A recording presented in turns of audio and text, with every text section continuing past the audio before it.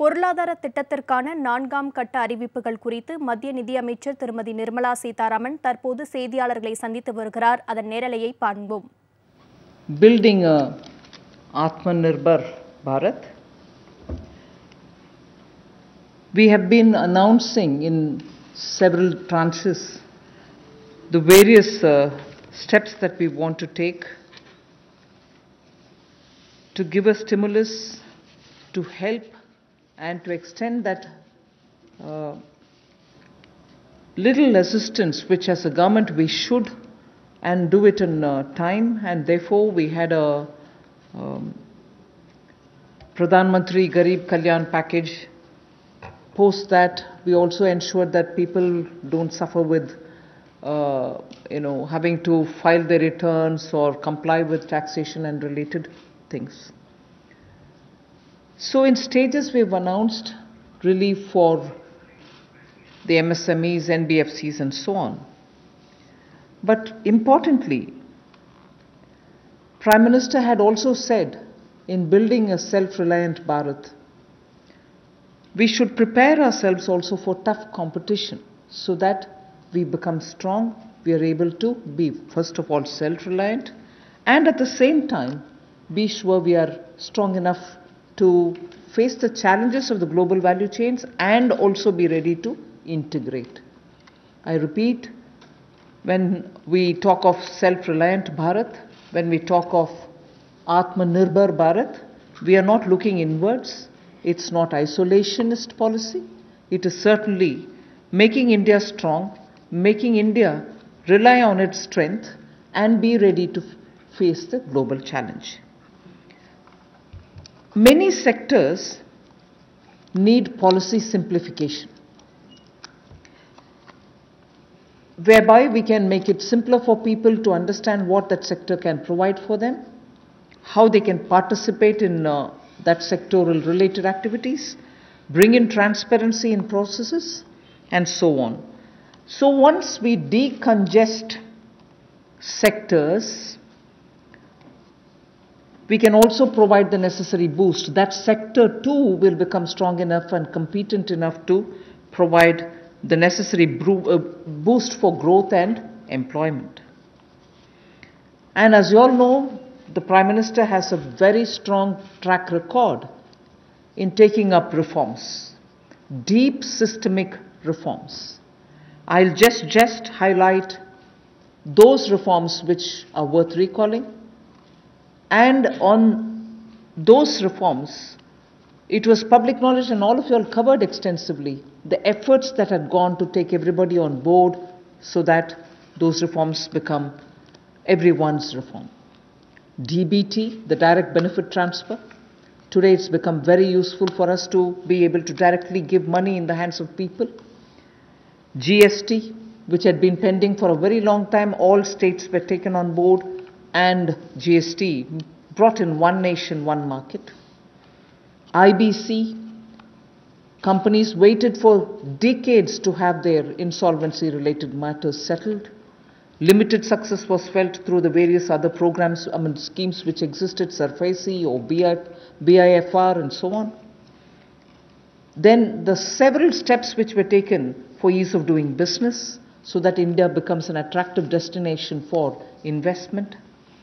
You also had the public sector banks reforms, not only just infusing some equity but also making sure that they become professionally managed, although they are public sector banks and performing well, but still they needed to have more professionalism, so that was also, and giving independence for them, because that's an area in which I would take extreme pride to say, between 2014 until today, you wouldn't have had one phone call going to any one of the banks saying, give this loan to my cousin or my whoever. No cronyism has been developed through the banks. Direct taxation reforms, Revenue Secretary is here. Most unexpected time the country saw that a drastic step had been taken, drastic but in a favorable sense. Power sector reforms. Udai was a scheme which was brought in with a great sense of wanting to clean up that sector. It has its challenges, but it was a daring reform. Coal sector, and also water and irrigation. There are many such I can list, but Prime Minister Modi has been absolutely consistent in making sure reforms are taken up. So structural reforms are the focus of today's announcements.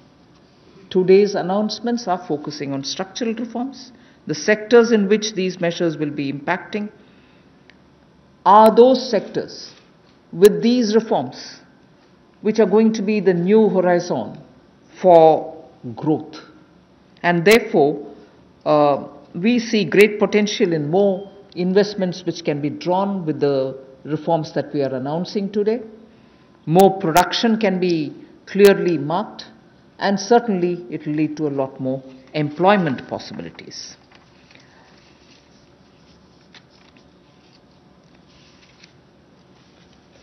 We can actually start off with some preliminary slides before I go into talking about today's announcements, which will explain all the steps that we've taken in the recent past to make sure that investment come into this country and also make India a far more business-friendly destination. Before I go into that, it is important for us to recall that steps which have been taken earlier have been announced variously at different times.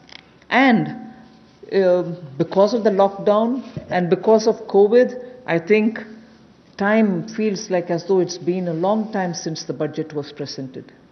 It was only presented on 1st February.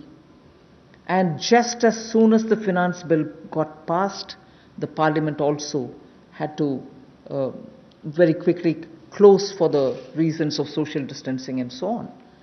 And just before February, we announced the National Infrastructure Investment Foundation, the fund that was launched.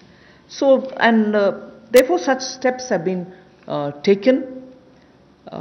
Clearly, these are the ones which are going to initiate a lot of things that we want to tell today, and also a lot of things that we want to do towards building an Atmanirbhar Bharat. So if we can go to the first slide. The policy reforms to fast-track investments. In the last couple of months, an empowered group of secretaries has been formed who also looked at project development, and project development cells were formed in various ministries. Ranking of states on investment attractiveness is also being worked out. This will make them compete for new investments. And promotion of champion sectors such as the solar PV manufacturing and so on, the advanced cell battery storage research, these kind of activities are also being given a priority. So for an Atmanirbhar Bharat and for Make in India, such steps are crucial, and we want to make sure that efforts which have been taken clearly give us the confidence that Make in India, which was launched at least 3 years back, as an initiative to change the mindset of people, to bring in new ways of doing business, to make sure that India becomes attractive on its strength, are all being received very well.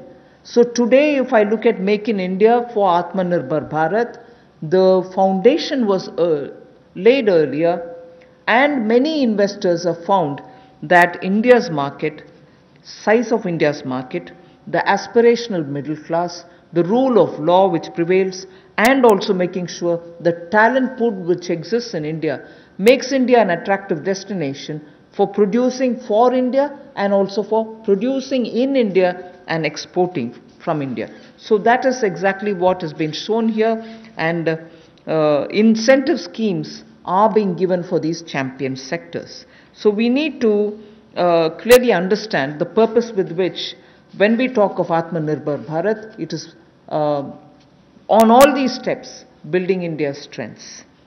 The next slide would show you that attempts and also efforts have already started for upgradation of industrial infrastructure.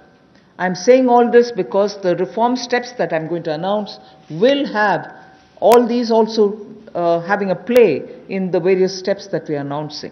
Upgradation of industrial infrastructure is something which we need to talk about afresh, although industrial infrastructure, industrial land banks, and also clusters have been recognized long time back.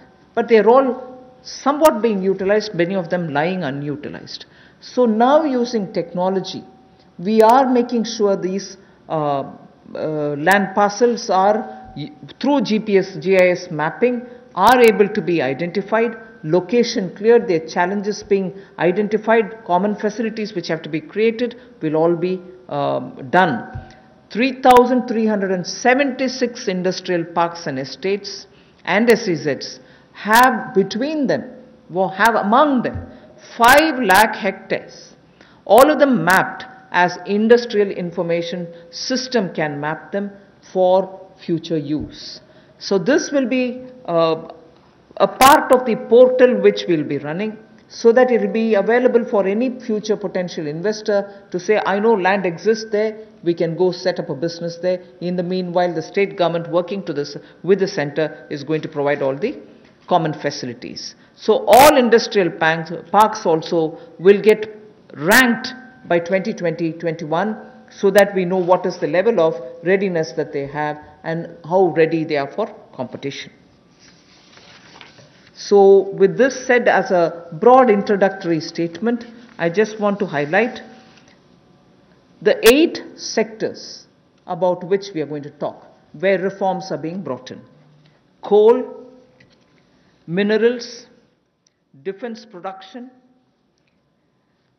I read out separately the next 3, although they together contribute for flying, airports, and also aerospace related matters. Airspace management, airports, MRO, which is maintenance, repair, and overhaul. So those 3 all go over to the civil aviation area. Distribution companies in the union territories, power distribution companies in the union territories. Space sector, where ISRO and others have been flag bearers for India. Atomic energy. So 8 sectors, but I will be showing you about 10 to 12 slides, all of them explaining each one of these sectors in detail. नमस्कार। आत्मनिर्भर भारत की जो कल्पना माननीय प्रधानमंत्री जी ने हम सबके सामने रखी थी और 20 लाख करोड़ का पैकेज देश भर के लिए लाए थे, उसी कड़ी में आज चौथी प्रेस वार्ता में नए क्षेत्र कौन से हमारे विकास के लिए हो सकते हैं, उसको लेकर क्या बदलाव, क्या रिफॉर्म्स लाई जा सकती हैं, उसको लेकर आज हम आप सबके सामने आए हैं। क्योंकि माननीय प्रधानमंत्री जी ने कई बार पहले भी कहा है, रिफॉर्म, परफॉर्म, ट्रांसफॉर्म, और उसी दिशा में सबसे पहला कदम है रिफॉर्म्स लाने का। पिछले कुछ दिनों में एमएसएमई सेक्टर हो या एग्रीकल्चर सेक्टर हो, इनकी परिभाषाएं चाहे एमएसएमई की हो, ये एसेंशियल कमोडिटीज एक्ट की हो, एपीएमसी एक्ट की बात हो, इनको बदलने से ही इतनी पॉजिटिव बातचीत पूरे देश भर में हो रही है। एक सकारात्मक सोच इन दोनों वर्गों में देश भर के करोड़ों लोगों के बीच में चल रही है। एक नया क्षेत्र या बाकी नए क्षेत्र, जिनकी माननीय वित्त मंत्री जी ने अभी बात कही कि 8 नए क्षेत्रों को लेकर आप सबके सामने आए हैं। ये भी कहा कि आत्मनिर्भर भारत को कड़ी प्रतिस्पर्धा के लिए तैयार रहना होगा, हर चैलेंज के लिए, चुनौती के लिए तैयार रहना होगा, और जहां जहां नीतिगत बदलाव चाहिए वहां वहां नीतिगत बदलाव लाने के लिए भी हम लोग तैयार हैं। अब इंप्लीमेंटेशन की बात आती है, उसके लिए माने ही मोदी जी जाते हैं कि किस तरह से अच्छी इंप्लीमेंटेशन पिछले 6 वर्षों में करके दिखाई। चाहे वो जीएसटी की बात हो, इंसॉल्वेंसी बैंक्रप्सी कोड की बात हो, जनधन योजना की बात हो, यूपीआई जैसे प्लेटफॉर्म बनाने की बात हो, हर गांव में बिजली और हर घर को राशन देने तक की कोविड-19 की स्थिति में बात हो। तो इसलिए इस सेक्टर्स में भी तेजी कैसे आए, फास्ट ट्रैक इन्वेस्टमेंट की कैसे हो, उसके लिए एम्पावर्ड ग्रुप ऑफ सेक्रेटरीज का गठन किया गया है, जो निजी निवेश की मंजूरी के लिए गति देने का काम उसमें से करेंगे ताकि उसमें सहायता मिल सके और आकर्षित हम विदेशी निवेश को कर सकें।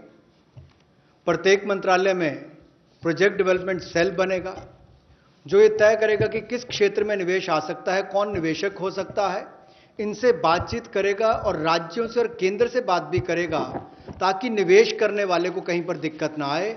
एक तरह से हैंड होल्डिंग करने का काम यहां पर होगा। राज्यों की रैंकिंग भी होगी, उनकी कितनी अट्रैक्टिव पॉलिसीज है कि इन्वेस्टमेंट के लिए, यानी कि निवेश के लिए कितनी आकर्षित करने वाली उनकी योजनाएं हैं, उसके ऊपर डिपेंड करेगा उनकी रैंकिंग को। और नए चैंपियन सेक्टर्स को बढ़ावा देने के लिए, चाहे वो सोलर पीवी हो, इसकी मैन्युफैक्चरिंग की बात हो, या एडवांस सेल बैटरी मैन्युफैक्चरिंग की बात हो, इसके लिए भी जो भी इंसेंटिव देने होंगे वो भी हम लेकर आएंगे ताकि इन क्षेत्रों में भी बढ़ावा, ऐसे और कई क्षेत्रों में भी बढ़ावा मिल सके जो नए चैंपियन सेक्टर्स हैं। अब इंडस्ट्रियल इंफ्रास्ट्रक्चर की अगर बात करें, औद्योगिक बुनियादी ढांचे में उसके उन्नयन के लिए इस योजना को लाया गया है ताकि देश भर में जो लगभग 3,376 industrial park, industrial estate, SEZ, ये लगभग 5 लाख हेक्टेयर्स में फैले हुए हैं और इन सब की जानकारी आपको औद्योगिक सूचना प्रणाली यानी कि IIS पर मिलेगी, जिसकी GIS मैपिंग की जाएगी ताकि निवेश करने वाले को कोई दिक्कत ना हो। जो उसको बाद में दिक्कत आती थी जमीन से जुड़े मुद्दों को लेकर, वो भी दूर होगी। जमीन की उपलब्धता भी 5 लाख हेक्टेयर के लगभग जो इंडस्ट्रियल हमारे स्टेट्स हैं या हमारे पार्क्स हैं उनमें भी जो होगी उसमें उनको लाभ मिलेगा। और इसीलिए इस योजना में बदलाव भी लाया गया है। इसको मिशन मोड पर, चैलेंज मोड पर किया जाएगा ताकि ज़्यादा से ज़्यादा निवेशकों को जमीन जल्द से जल्द उपलब्ध राज्यों में करवाई जा सके और इसके लिए कनेक्टिविटी में भी सुधार होगा और कॉमन इंफ्रास्ट्रक्चर जो है उसमें भी अपग्रेड करने का काम किया जाएगा। The first of the 8 sectors that I want to speak about is coal. There are 4 slides all speaking about the various steps, but I will run through about all the 4, even though the sequencing may be a bit different. We are bringing in commercial mining in coal sector. You know, coal, as all of you all know, coal is a government monopoly. That government monopoly is what is now being removed. Commercial mining of coal on a revenue sharing basis would help more coal availability and also more coal availability at market prices. So this will be far more efficient and more people can get to using it. Liberalized entries will be allowed for people to participate for a range of coal blocks, and for those who produce well before the deadline, incentives also will be given.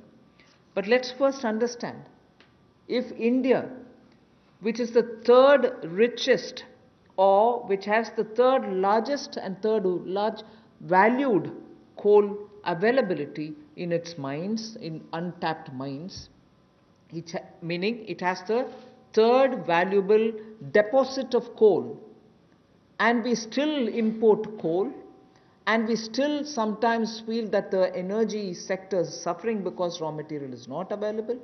So regulations are required, and this line you would recall I have said day before yesterday, I have also said yesterday, regulations are required when there is a shortage.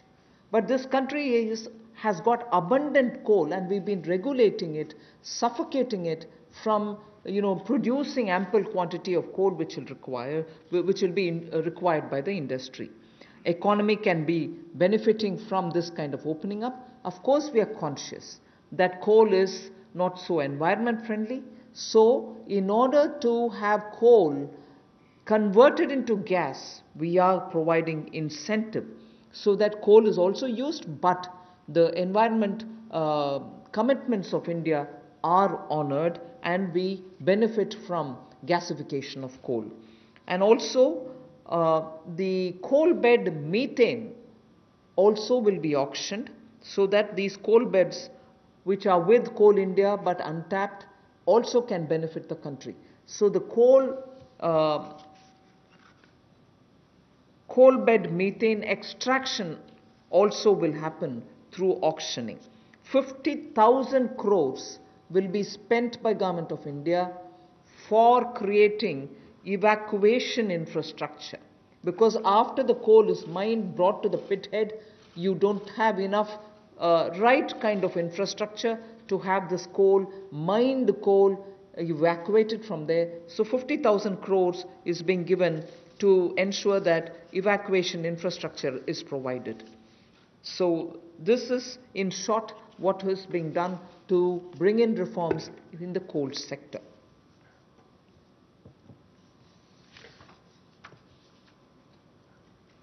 कोयला उत्पादन के क्षेत्र में आत्मनिर्भरता हमारी कैसे बने और केवल उतना ही कोयला बाहर से लाया जाए जिसकी आवश्यकता है, जो यहां पर उपलब्ध नहीं है। दुनिया के पहले 3 सबसे बड़े भंडारण क्षमताओं में जहां पर कोल ब्लॉक्स है, यानी कि जहां पर कोयला है, उसमें भारत आता है। उसके बावजूद हम शायद अपनी क्षमता का दोहन नहीं कर पाए जो हमारे पास उपलब्ध थी, और इसीलिए कुछ बदलाव इसमें किए जाएंगे ताकि इसमें जो प्रति टन पहले जितने रुपए मिलते थे उसकी बजाय अब राजस्व साझा करने की बात आएगी, उस पर जाया जाएगा।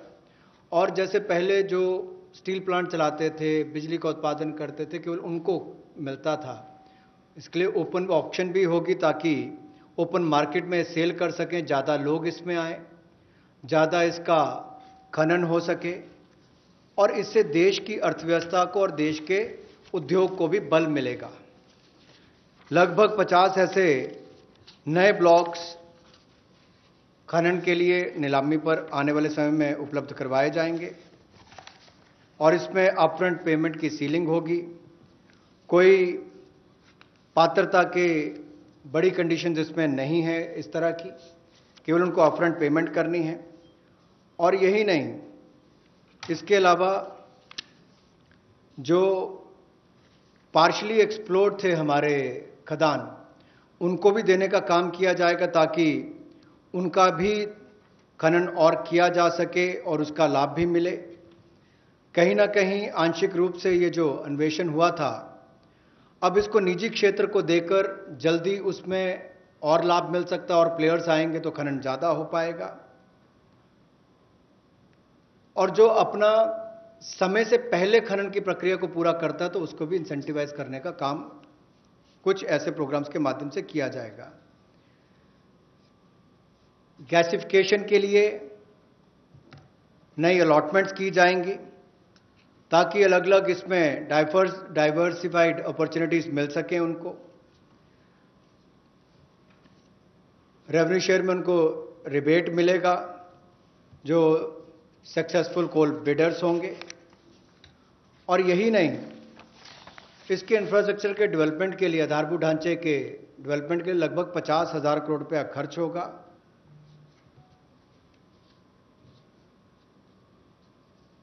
और ये जो कोल इंडिया लिमिटेड की